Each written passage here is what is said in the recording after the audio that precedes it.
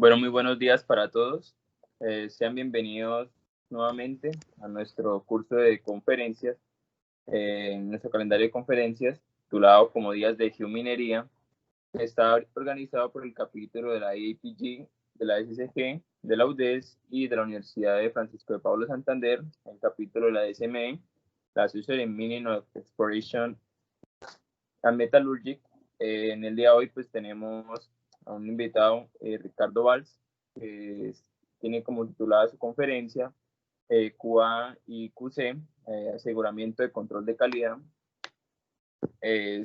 Muchas gracias a los asistentes por estar en la conferencia y por supuesto a Ricardo nuevamente por compartirnos y hacer difusión de su conocimiento y experiencia.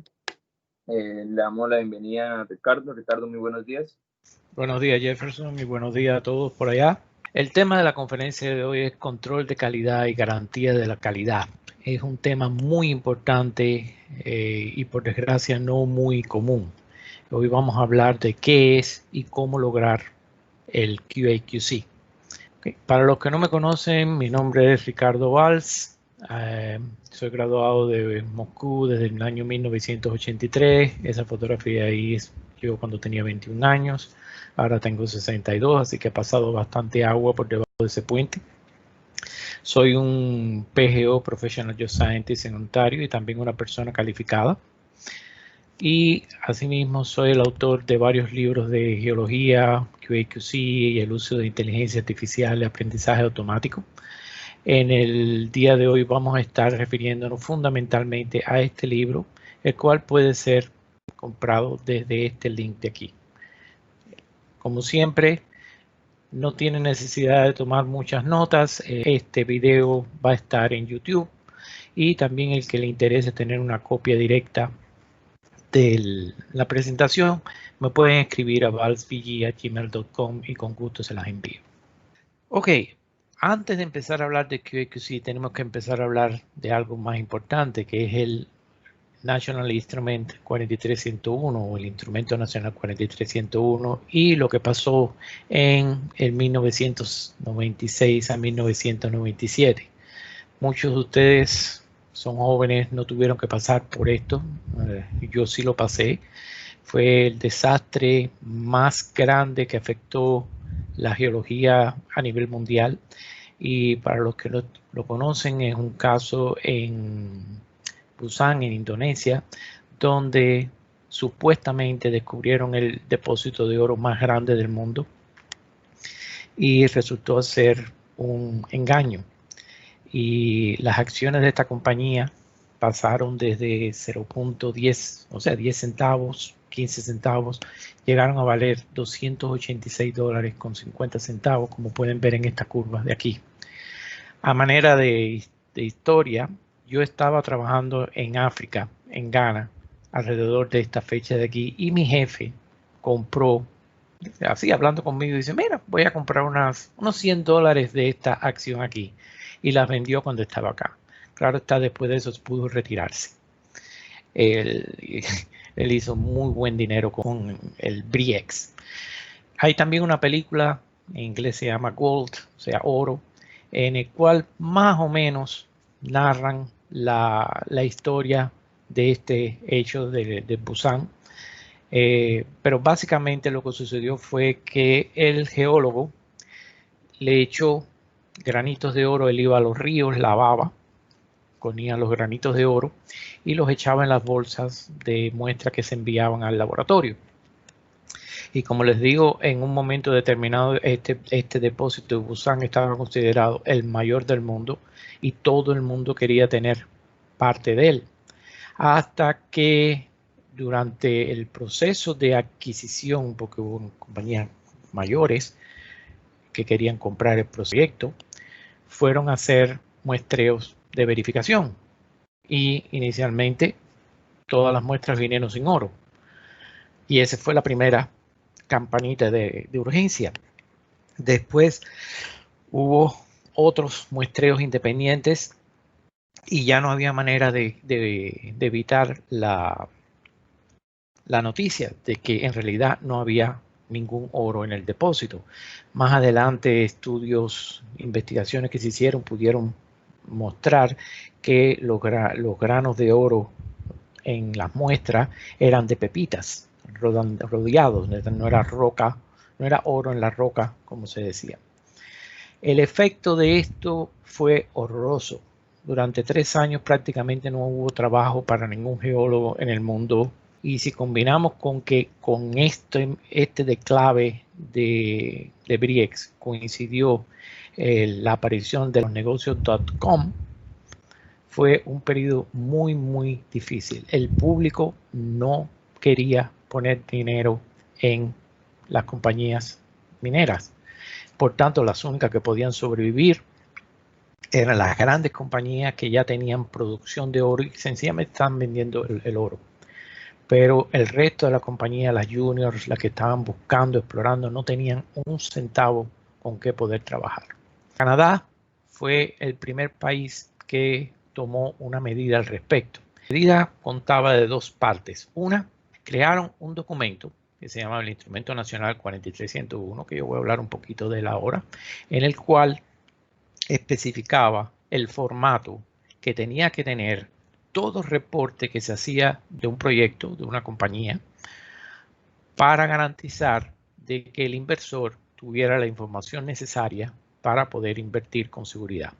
Y la segunda cosa que inventaron los canadienses fue la persona calificada, que era un geólogo que tenía una serie de características. Tenía que tener experiencia en el metal que estaba describiendo, tenía que ser independiente de la compañía, tenía que cumplir con las reglas del juego, porque los QP, que todos los QP son PGO, o sea, Professional Geoscientists, tienen que pertenecer a una organización que tenga base legal, en el sentido de que si ustedes escriben o avalúan algo que no es cierto, ustedes son no solo legalmente, sino financieramente responsables por todo lo que se escribe. Y de esa forma, como lo digo, Canadá fue la primera, pero después siguió Australia con el York, Sudáfrica, Estados Unidos. Y en este momento hay prácticamente el mundo entero utiliza los 43101 o una versión del 43101. Prácticamente la compañía que no tenga un reporte técnico de este tipo, prácticamente no puede ir al mercado a financiar porque no tiene la base. ¿Okay? El 4601 no es una garantía de que el trabajo se hizo realmente. ¿Qué cosa es el 4301 para que ustedes me entiendan? Es como una fotografía que se toma en el momento en que la persona calificada visita el proyecto por primera vez. Y sencillamente se limita a describir el estatus de la compañía y, curiosamente, el único criterio de calificación que utiliza el QP es precisamente la calidad de la información. Es donde único él tiene que generar una opinión. El resto es sencillamente decir, esta compañía hizo esto, lo hizo así, y estos son los resultados. Pero sencillamente escribirlo. Pero con respecto a los datos, tiene que hacer una estimación, tiene que dar su criterio acerca de la calidad de la información. El 4301 tampoco es un libro de cocina, aunque tiene un formato que hay que seguir. Y otra cosa que es importante es que cuando las compañías, sobre todo las públicas, ellos guardan los 4301 en CIDAR, que es un sitio en la web donde se pone toda la información pública de las compañías mineras de Canadá. Es el hecho de que esté ahí no significa que esté bien hecho, porque solamente en todo, por ejemplo, en todo Ontario hay solamente 3 geólogos para revisar toda la cantidad increíble de información geológica que se genera cada mes, incluyendo noticias de prensa, páginas web, reportes técnicos, estudios de factibilidad. O sea, es imposible para esas 3 personas vigilar todos los proyectos. Es un sistema basado en el hecho de que se asume que la persona calificada comprende la ley y va a hacer su mejor esfuerzo para tener un reporte que corresponda tanto a los requerimientos 43101 como a los requerimientos de las mejores prácticas de exploración. Hablando de las mejores prácticas de exploración, les recomiendo mucho que vayan a este sitio, el sim.org, y aquí van a encontrar dos fuentes de información muy importantes. La primera son las definiciones que se utilizan en los 43101 y cuáles son las mejores prácticas de exploración para cada tipo de depósito. Esto es algo que deben de ustedes de tener siempre a mano porque les servirá de guía a la hora de trabajar o de planificar un trabajo. Hace menos de un año, todas estas definiciones fueron discutidas entre los grandes grupos, como les decía, está el York, SAMARC, el SIM, etcétera, y se han unificado. O sea, ya tenemos una unificación entre todas las definiciones. Y si bien los reportes técnicos varían un poco en el formato, las definiciones son las mismas. O sea, hablamos, por ejemplo, de recursos inferidos, indicados y medidos, reservas probables y probadas. La tarea de la persona calificada es importantísima. Y lo importante es que las compañías entiendan que el QP o la persona calificada debe de estar en el proyecto, no al final, no cuando llega la hora de hacerse 43101, sino desde el mismo inicio de todos los trabajos, precisamente para garantizar de que todos los trabajos se hagan de acuerdo a las mejores prácticas de exploración. Yo he tenido montones de casos en montones de países donde he llegado, me han invitado a hacer un 43101, pero me han invitado aquí abajo, cuando ya los errores fueron cometidos y no hay manera de solucionarlos. Y cuando yo digo errores cometidos, me refiero, por ejemplo, han existido compañías que tenían una tremenda base de datos de perforación, digamos más de 100.000 datos de perforación, y sencillamente no podíamos utilizar esa información porque no utilizaron precisamente muestras de control de calidad.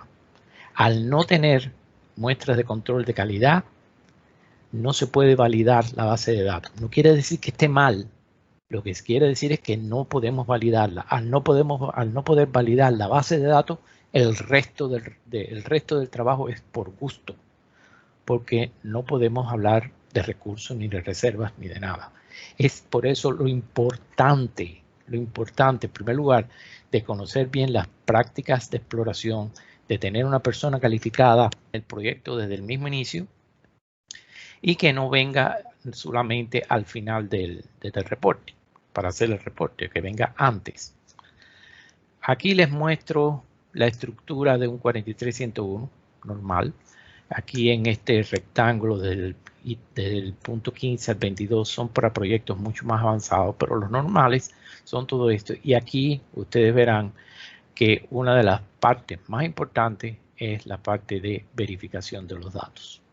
Es un capítulo independiente dentro del reporte. Y básicamente, si la compañía no hizo ningún tipo de QC, no hay forma de validar sus datos. La verificación de los datos es la tarea fundamental de la persona calificada y tiene que aclararse específicamente bien en el reporte qué acciones hizo el QP para estar seguro que los resultados tenían calidad. Y lo que ha pasado durante muchos años es que las compañías recibían los resultados del laboratorio y los laboratorios siempre ponen los resultados de sus controles de calidad. Eso siempre venían en tablas en Excel, la primera pestaña tenía los resultados y una pestaña adicional con los controles. Y las compañías pensaban que ya eso era suficiente. Y no es así. Ese es el control de la calidad del análisis, no el control de la calidad del trabajo como tal, o de la parte de geología. Por tanto, cuando un QP va a hacer un 43101, una de las primeras cosas que hace es tomar muestras independientes y mandarlas a analizar. Así fue como descubrieron el debacle de Briex, cuando un geólogo independiente tomó muestras independientes y se dieron cuenta de que no había oro ninguno. Y les digo de nuevo, es la única parte del 46.101 del reporte técnico donde el QP tiene que dar una opinión. El resto es sencillamente decir lo que pasa, qué es lo que hay, qué es lo que hicieron, cuánto costó y demás. Pero aquí hay que dar una opinión. Y hay una frase muy simpática aquí abajo que dice: asuman nada, chequeenlo todo y confíen en nadie. El QP no solo tiene que tomar muestras independientes para verificar la calidad de los análisis, también hay que verificar, por ejemplo, si las coordenadas de los pozos está correcta. Por tanto, por ejemplo, si yo voy a un proyecto, selecciono aleatoriamente 4 o 5 pozos, voy ahí con mi GPS y reviso las coordenadas para ver si coinciden. Tiene que revisar, por ejemplo, que los resultados del laboratorio siempre se entregan en una tabla en Excel, pero también se entregan como PDF para que no puedan ser alterados.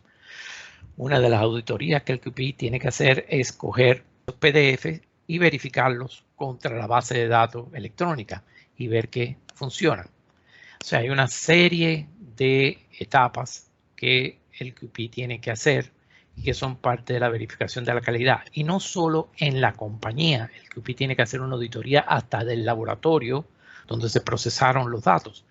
Ver si hubo posibilidades de contaminación, ver cuál es la tecnología utilizada para la extracción de los elementos y demás. Todo eso es mayormente control de calidad, pero también hay una cosa que es el aseguramiento de la calidad o el QA. Y eso es todavía más raro encontrarse compañías que tengan el QA. QA, ¿qué cosa es? El QA es un manual que explica por escrito cómo es que hay que hacer los distintos trabajos que hace la compañía para que quede un récord que un geólogo junior que llega a trabajar sencillamente coge el QA y dice: ok, si yo tengo que muestrear este pozo, estos son los pasos que tengo que seguir. Si voy a tomar una muestra de suelo, estos son los pasos que debo de seguir. Y lamentablemente muy pocas compañías yo he visto que tengan un buen QA aparte de un QC. Esta era una pequeña parte de introducción hablando del instrumento nacional para explicarles por qué razón es tan importante el QA and QC. Ahora voy a hablarles de unos 6 aspectos del QA QC. El primero que les voy a hablar es de diseño de un programa, los tipos más comunes de muestras de control, el programa de QA/QC para el trabajo en el campo, cómo determinar la calidad del programa de QA/QC que ustedes han hecho, un diagrama de flujo para la preparación de muestras, esto es muy importante, y el último punto, que en realidad deberíamos de tener un webinario única y exclusivamente para esto, porque es extremadamente importante y variado, que es cómo nombrar las rocas y alteraciones en el campo. Toda aquella persona que haya trabajado en el campo sabe que o en el campo o en una oficina, si yo traigo una roca, la pongo en una mesa y hay 3 geólogos y les pregunto cuál es el nombre de esa roca, voy a tener 4 respuestas. Y con esta parte de la explicación voy a mostrarles cómo podemos llegar a un concepto unificado a la hora de nombrar rocas y alteraciones en el campo. Nuevamente en el libro van a encontrar todo esto. Ok, empecemos con la primera parte, que es el diseño del programa. Como les decía, el QA o la parte de aseguramiento debe de hacerse, no es que debe, tiene que hacerse antes de comenzar todos los trabajos de campo. Y se basa en las mejores prácticas de exploración desarrolladas por el CIN. De acuerdo al tipo de trabajo que ustedes van a hacer, digamos que ustedes son una junior y van a hacer un muestreo de suelo, van a hacer mapeo y van a hacer trincheras. Ok, primero van al sim.org, miran todos los que son las recomendaciones que hay para las mejores prácticas de esas actividades y las copian. Dicen, ok, los muestreos del suelo se van a hacer de esta forma, así, así, así, se va a tomar la muestra a tanta profundidad, se va a tamizar, se va se va a enviar a este laboratorio, se le va a pedir este tipo de análisis. Todo eso queda por escrito y como un récord. Las trincheras se van a hacer a una profundidad de tantos metros, va a tener una abertura mayor para evitar derrumbes, va a estar orientadas de este a oeste, o sea, deben de saber ustedes cómo escribir un QA, o sea, toda la parte de la sistematización del muestreo. ¿Por qué? El QA está orientado fundamentalmente a garantizar de que todos los trabajos que se hacen en el campo, en primer lugar, se hacen de una forma correcta y en segundo lugar, siguen una misma sistemática. No que un geólogo coja la muestra en la superficie y el otro haga un hueco de 3 metros y la coja ahí abajo. No. Esa es la función fundamental del QA. Es un diseño de programa donde se incorporan todos los controles de calidad adecuados para minimizar cualquier tipo de error o de diferencia en la actividad como tal de muestreo. Y también el QC, por su parte, está orientado para eliminar o reducir al máximo las posibilidades de contaminación de la muestra, ya sea durante el muestreo, durante el transporte, durante el análisis, durante el momento de escribir los datos, etc. ¿Okay? Eso es el diseño de QA and QC. Normalmente hay 4 tipos principales de muestras de control. Y voy a empezar por la más importante, que son los estándares. Estándar es una muestra que nosotros sabemos cuál es el contenido del elemento o los elementos que están ahí. Digamos que el estándar CDN 18 tiene un contenido de oro de 1.83 más menos 0.2. ¿Okay? El estándar, cuando se pone en las muestras que nosotros mandamos, lo hacemos para ver si el laboratorio reporta ese mismo valor. Y el laboratorio tiene que reportar ese valor con un más o menos un 10%. Si está dentro de un más o menos 10%, se considera que está normal, que pasa, que no falla en la prueba del estándar. Los estándares hay de 2 tipos. Ustedes pueden comprarlos o pueden hacerlos. Si lo van a comprar, eviten comprar el mismo tipo de estándar que el laboratorio está usando.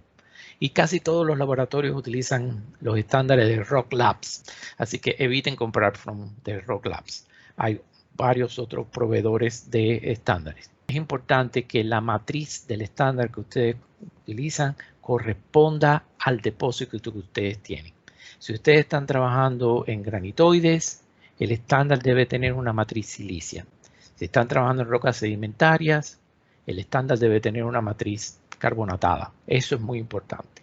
Lo que no es importante es el valor. Hay personas que piensan que yo tengo que trabajar con 2 estándares, con valores grandes de oro, que voy a poner dentro de la zona mineralizada, y otros con valores pequeños que los voy a poner en cualquier parte. En realidad eso no funciona así. El laboratorio tiene que ser capaz de identificar una muestra de bajo contenido en el medio de una zona de mineralización. Ese es el trabajo de ellos. Por tanto, no es necesario comprar estándares de distintos valores. Se compra uno solo y se utiliza para todo el proyecto. El otro tipo de control muy importante son los blancos. El blanco es una muestra que no tiene el contenido principal que nosotros estamos buscando. Digamos que estamos buscando oro, tenemos que utilizar un material blanco que no contenga oro. De nuevo, los blancos pueden ser comprados o los pueden hacer. Perdón, no había dicho cómo hacer los estándares. Si ustedes pueden hacer un estándar de la forma siguiente, ustedes pueden ir a un sitio dentro de su proyecto y coger, digamos, unos 30, 40 kilogramos de material. Esto sale caro, ¿ok? Con esos 30, 40 kilogramos de material y lo llevan a un laboratorio bueno y les pide que se los pulverice todos a 200 mallas o a 160 mallas, todos los 40 kilogramos. Y después de ese material, ustedes cogen 10 muestras de 100 gramos y lo mandan al laboratorio A, 10 muestras al laboratorio B, 10 muestras al laboratorio C, 10 muestras al laboratorio D y E. Reciben los resultados y tienen que ser laboratorios certificados, laboratorios buenos. Cuando reciben los resultados de 5 laboratorios distintos como mínimo, de 10 muestras como mínimo, hacen el promedio y ese es el valor del estándar, de su estándar personal. Este estándar es mucho mejor que el que ustedes pueden comprar por una sencilla razón. La matriz corresponde exactamente a su depósito y los valores, los contenidos van a ser también dentro del rango de sus depósitos.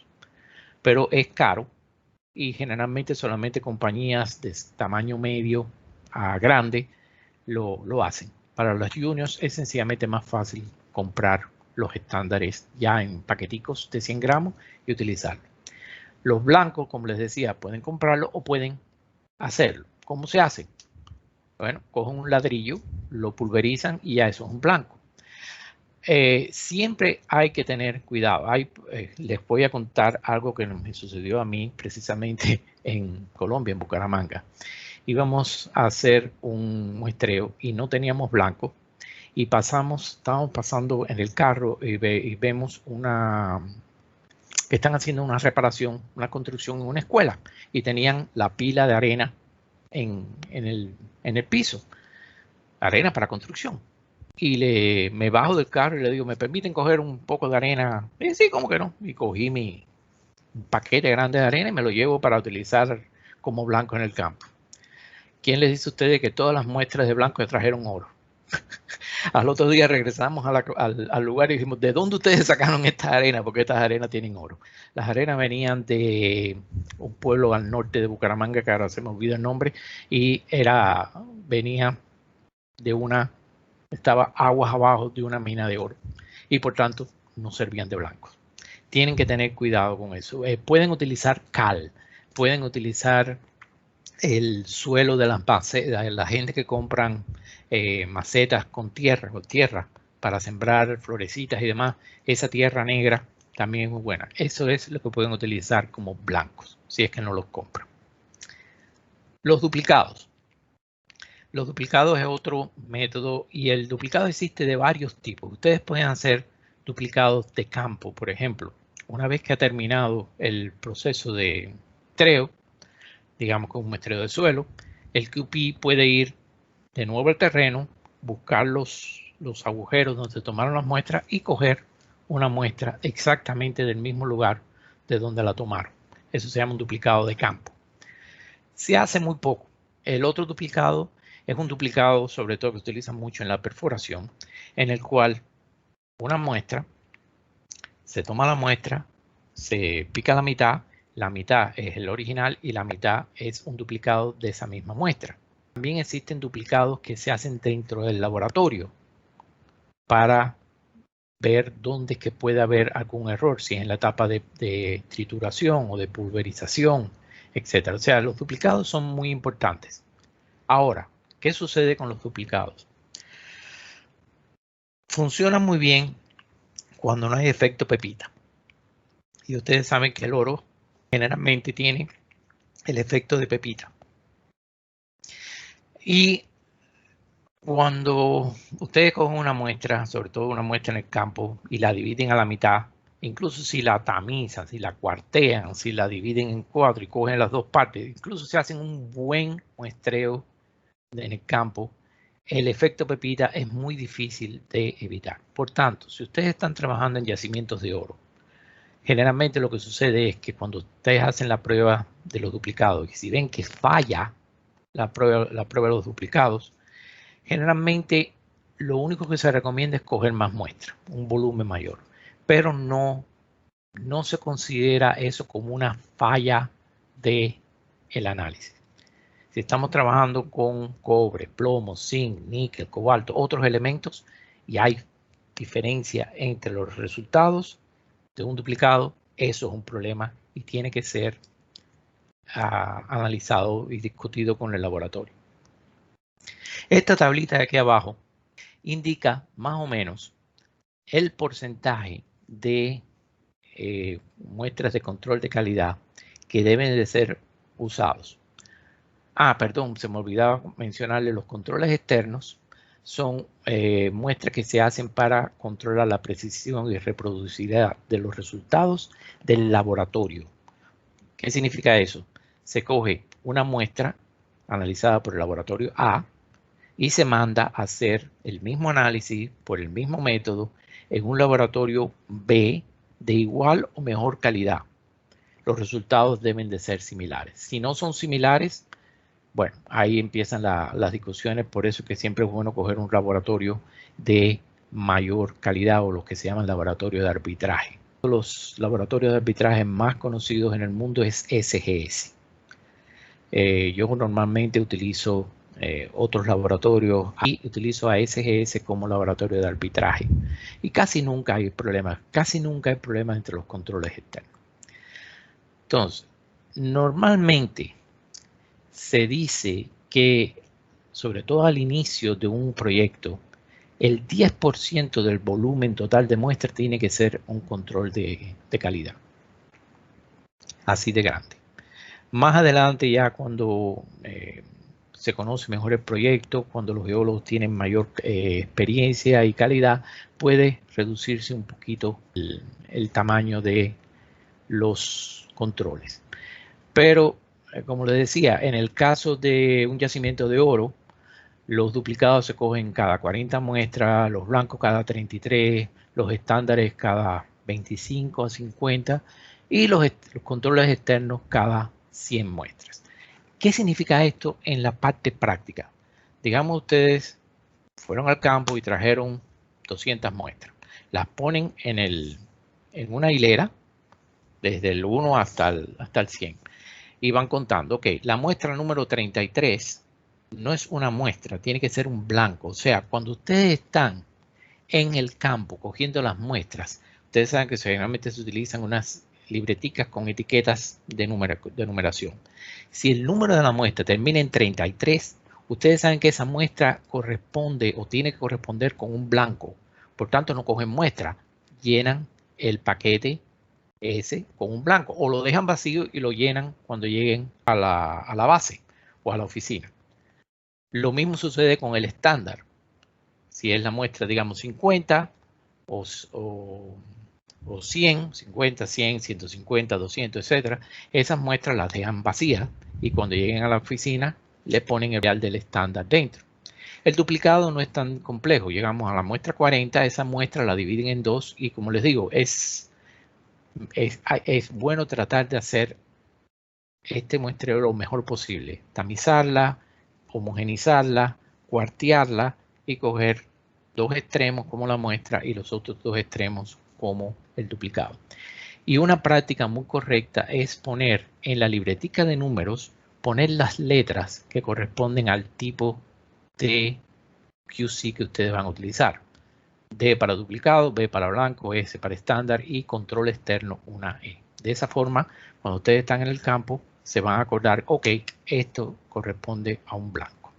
Parte de esto que les acabo de decir es que ustedes deben de tener un listado preparado de a qué corresponde cada tipo de muestra. Y déjenme entrar un poquitico más en detalle aquí. Hay dos formas de trabajar con los controles de calidad. Una es ponerlas de forma aleatoria. O sea, ustedes saben que en un paquete de 100 muestras tienen que haber 2 estándares, tienen que haber 3 blancos y deben de haber 2 duplicados. Y sencillamente, aleatoriamente, donde quiera que les dé el gusto, ponen esas muestras. Ese es el mejor método, pero es el que genera más errores porque somos humanos. Genera errores humanos. Por tanto, yo siempre recomiendo tener una forma sistematizada de utilizar los QC. Y esta tabla que ustedes ven aquí a la derecha, a ver si puedo ponerlo un poco más grande. Sí. Ven, aquí ven que la muestra que termine en 0,1, eso va a ser un control estándar. La 2 es muestra regular. La 3 es un duplicado, porque yo voy a poner la 3 y la 43 van a ser duplicados. Después la 25 va a ser un estándar. Y por tanto, como ven, en el campo yo dejo la bolsa vacía. La bolsa vacía, estas son muestras regulares. Después viene otro blanco en la 33. Después viene otro duplicado en la 43. Recuerden, la primera era 3 y ahora 43, un duplicado. ¿Ok? Y ¿cuál es la ventaja fundamental de hacerlo de esta forma? En primer lugar, que como es siempre los mismos números, hay menos chance de que haya un error.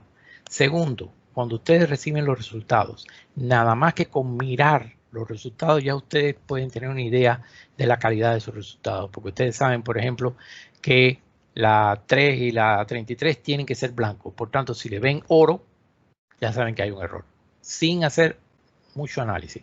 O el estándar, la 25, si ven que la 25 les da un valor mucho más alto, mucho más bajo de lo que ustedes esperan, ya saben que hay un error. Por eso este método es muy práctico.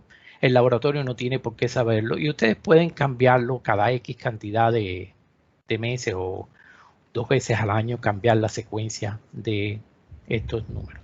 En realidad no es importante porque los laboratorios nunca pueden adivinar cuáles son nuestros blancos y demás. Ahora, ¿cómo comprobamos la calidad de nuestros datos? Y aquí hay una cosa que yo quiero decirles, que si quieren recordar solamente de algo, recuérdense de esto.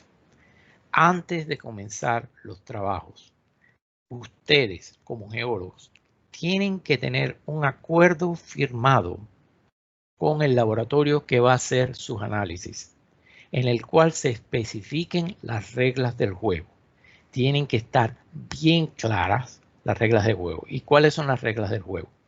Ok, si un blanco falla, el blanco falla, ¿qué quiere decir? Que la muestra en el laboratorio, cuando la estaban preparando, se contaminó.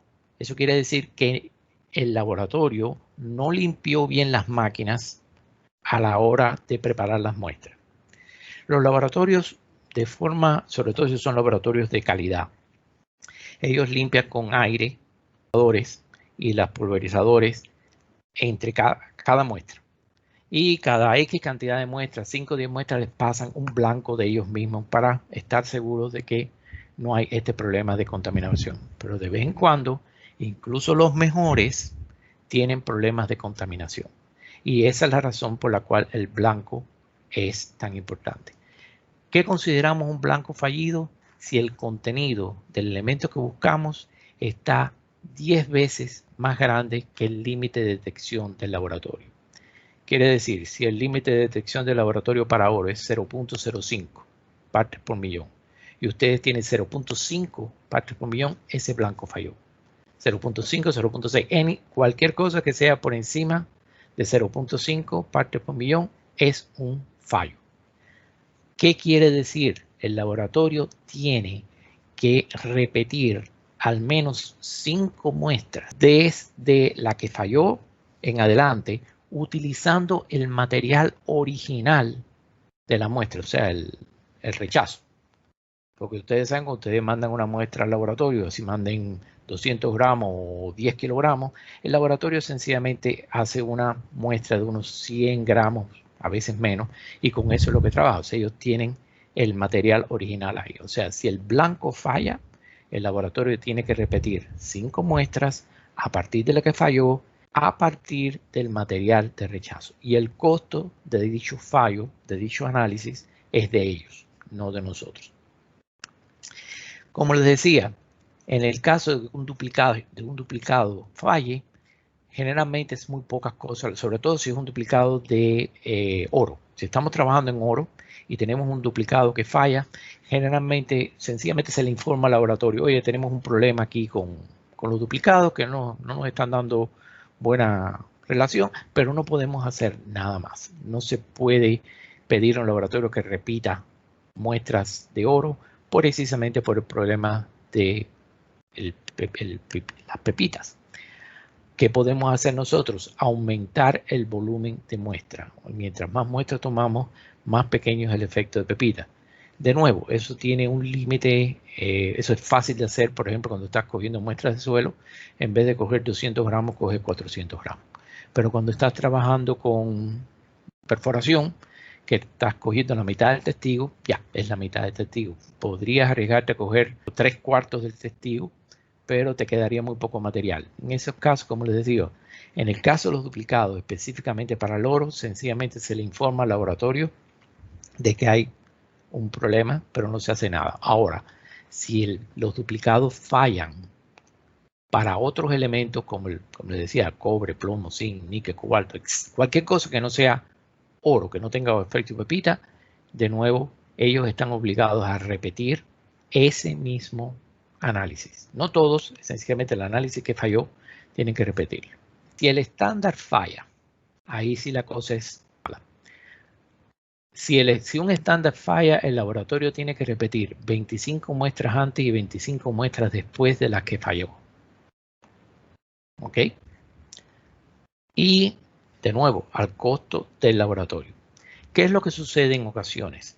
Que el laboratorio tiene sus propios estándares. Imagínense ustedes una línea que está la muestra que falló, 25 muestras antes y 25 muestras después.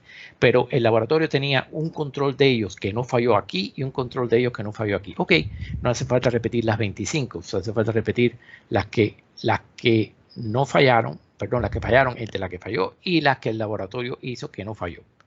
Pero siempre va a haber un gran grupo de muestras que van a tener que repetir.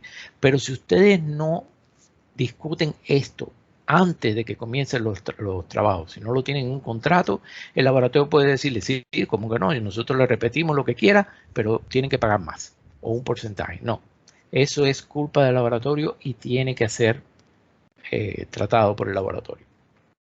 Como les decía, el blanco falla si está 10 veces por encima del nivel mínimo. El estándar falla si está por encima de más o menos 10%. Y en el caso de los duplicados, se utiliza el análisis de Student y de Fisher de criterio de amplitud entre las poblaciones. No puedo meterme en este detalle. Es uno de los problemas que yo siempre digo que se da estadística en las universidades en Colombia, lo cual considero un gran problema. Pero bueno, existen métodos estadísticos que permiten comparar las poblaciones entre el original y el duplicado. Una nota, un paréntesis musical aquí. Siempre que haya un error, sobre todo si es un error craso, un error grande, antes de pelearle al laboratorio, revisen sus datos. Puede ser que haya habido un error humano. Puede ser que una muestra que debería haber sido un blanco no fue un blanco, fue una muestra normal. O un duplicado que se hizo duplicado no de la muestra anterior, sino de la muestra siguiente. Siempre busquen el problema primero interno. Y después, cuando ya estén seguros de que no fue culpa de nosotros, entonces hablan con el laboratorio. Estas dos tablitas, estos diagramas de flujo que yo les estoy poniendo aquí son básicos. Y de nuevo, esto tiene que estar en el contrato con el laboratorio. Es donde ustedes le van a decir al laboratorio cómo es que ustedes quieren que se preparen las muestras, dónde ustedes quieren que estén los controles de calidad. Y aquí es cuando yo les digo la importancia que tiene esta conferencia, de que prácticamente ningún geólogo va al laboratorio a decirles qué es lo que ellos quieren. Ellos sencillamente mandan las muestras, el laboratorio hace lo que quieren y ustedes reciben los resultados. Y eso no debe de ser así. Ustedes tienen que estar en completo control de el proceso entero, desde cómo se toma la muestra en el campo, cómo se manda al laboratorio, cómo se trabaja en el laboratorio, cómo se reciben los resultados y cómo se procesan los resultados. Esa es la tarea de ustedes. Por tanto, diagramas de flujo como este permiten incluso introducir un blanco o un duplicado, digamos, después de la etapa de pulverización o después de la etapa de trituración. Eso ayuda al laboratorio porque si falla, si hay un error después de la etapa de trituración, ya sabemos dónde está el problema. Algunos geólogos dicen, oh, es que los laboratorios nos van a odiar. Les garantizo que no, por el contrario. Los laboratorios les encanta cuando los geólogos participan en este trabajo. Yo soy amigo personal de prácticamente todos los laboratorios que hay en Colombia, en Guatemala, en donde quiera que yo trabaje. Yo siempre voy y me hago muy buen amigo de los laboratoristas, porque si bien la calidad del muestreo es muy importante, nosotros vamos a trabajar con los resultados que recibimos del laboratorio. Por tanto, es importantísimo que esos resultados tengan la mayor calidad posible y que podamos siempre validar y verificar que no hay problema ninguno. Y el último paso, uno de los más importantes, es, como les decía, el hecho de nombrar las rocas y alteraciones en el campo. Esto cae más bien en QA, no en QC. Y como les decía al inicio, es común de que si se tiene una muestra y hay 5 geólogos, van a tener 6 respuestas de cuál es, qué tipo de roca es. Es un hecho muy común, depende de la experiencia, depende de la inteligencia de los geólogos, etcétera, etcétera. Desde el inicio de los tiempos han existido tablas, pueden determinar qué tipo de roca es. El Servicio Geológico Británico, recomiendo mucho que vayan al internet y busquen el British Geological Survey. Ellos hicieron un sistema de clasificación que para mí es el más lógico de todos. Y ellos partieron de la siguiente conclusión. No es lo mismo determinar el nombre de una roca sentado en tu oficina con el aire acondicionado, una taza de café, los resultados del análisis completo de óxidos mayores, 3 o 4 secciones pulidas, 2 o 3 secciones delgadas. Bien, eso comparado a estar bajo un aguacero a las 3 de la tarde comiéndote los mosquitos en el campo tratando de determinar el nombre de una roca. Y esa cosa tan elemental, ellos fueron los primeros en decirlo y establecieron 7 campos, desde las condiciones más horripilantes hasta las mejores y más confortables para nombrar una roca. Nosotros, los que trabajamos en el campo, caemos en el grupo 4 o 5, intermedio.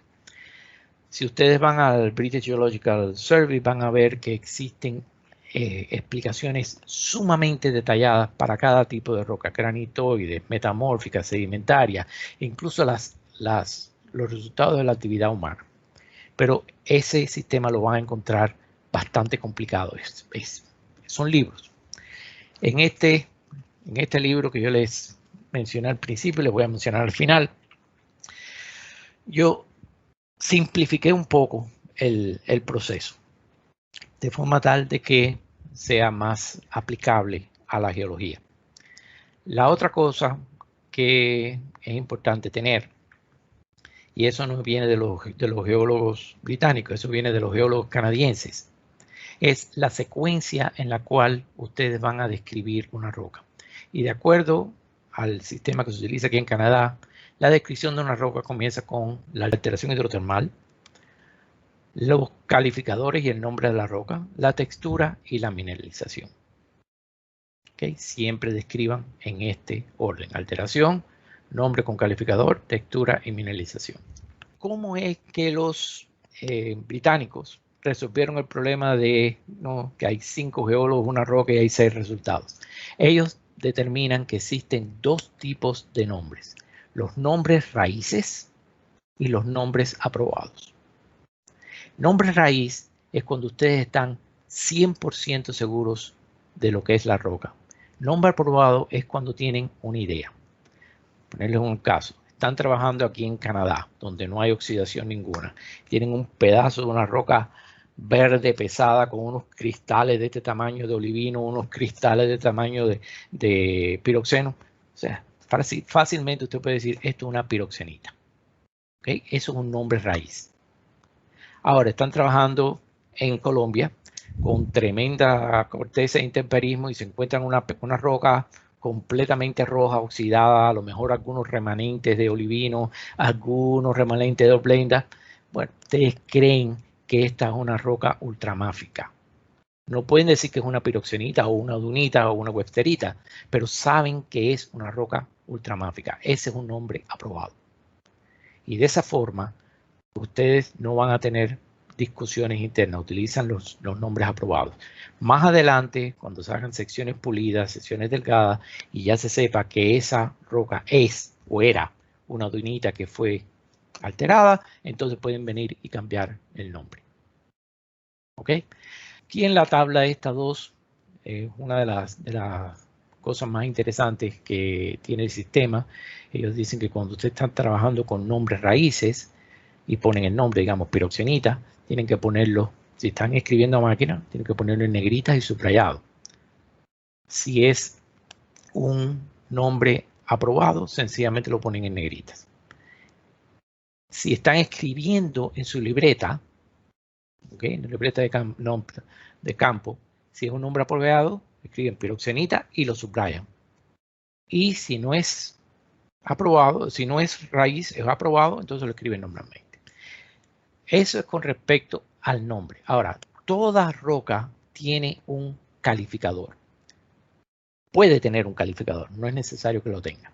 Calificadores son aquellas características que dan más información acerca de la roca. Y tiene que ser algo que sea totalmente no común. Por ejemplo, decir granito rico en cuarzo no tiene sentido ninguno, porque el granito es rico en cuarzo. Ahora, decir, por ejemplo, que una obsidiana de color rojo, ahí sí, porque las obsidianas generalmente son de color negro. Esa característica, ese calificador de color es importante. Otro tipo de calificadores, tenemos el tamaño del grano, que es muy grande o muy fino, cuando no es lo normal para la roca. Todo eso es lo que se llama calificadores. Y todos los calificadores se escriben en itálica cuando están mecanografiando o entre comillas cuando están escribiendo en sus libretas de campo. Como les decía, esto es un tema interesantísimo. Yo les recomiendo mucho que vayan al British Geological Survey y lean los documentos, o más barato, que compren este libro, y en el cual ya está simplificado y mucho más orientado a la actividad de la geología en el campo. El libro también tiene una serie de diagramas de flujo que les va a permitir, sencillamente respondiendo preguntas elementales, llegar al tipo de textura o al tipo de roca o al tipo de alteración. Son varios diagramas de flujo que ustedes pueden tenerlos como una especie de libretica de hojas en su libreta y chequear el uso normal en el campo. Con esto termino, es prácticamente una hora y me imagino que van a haber muchas preguntas. Como siempre, mi correo es valvg@gmail.com, me pueden escribir. Por desgracia yo no puedo responder. Algunos de ustedes me han puesto comentarios aquí en Teams, pero por alguna razón yo no puedo responderlos después. O sea, es preferible, si necesitan algo, que me escriban al correo. Y con esto, Jefferson, paro ya. Muchas gracias por la atención y si hay alguna pregunta, aquí estoy.